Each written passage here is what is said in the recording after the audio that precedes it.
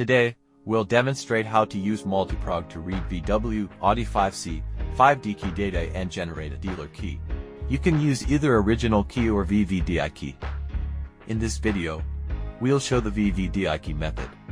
1. Read original car key. First, you need to read original key data. You can refer to our previous video for the operation. Both soldering and solder-free adapter methods are supported. 2. Generate dealer key. Connect VVDI2 to computer. Open the VVDI2 software. Click Transponder Programmer. After the device is connected, select Prepare Remote Proximity Key. Choose Prepare Proximity Remote. Select Type MQB495C New. Place the VVDI key into the coil. Click to generate the smart key. After generation is completed, return to the menu. Click VW.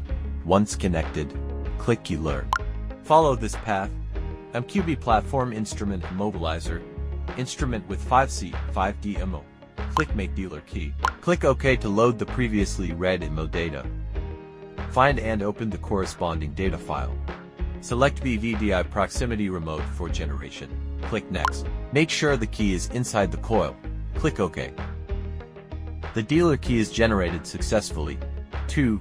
Using KEY TOOL MIDI. Click Remote Program. Select VW. Choose MQB495C New. Place the VVDI key into the coil. Click Generate and wait for writing to complete. After the remote is generated, return to the main menu.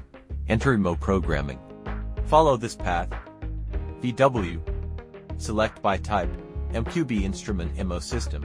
Instrument, MQB495C System. Click Start Programming. Select Method 1 for adding keys. Click Keyless Go.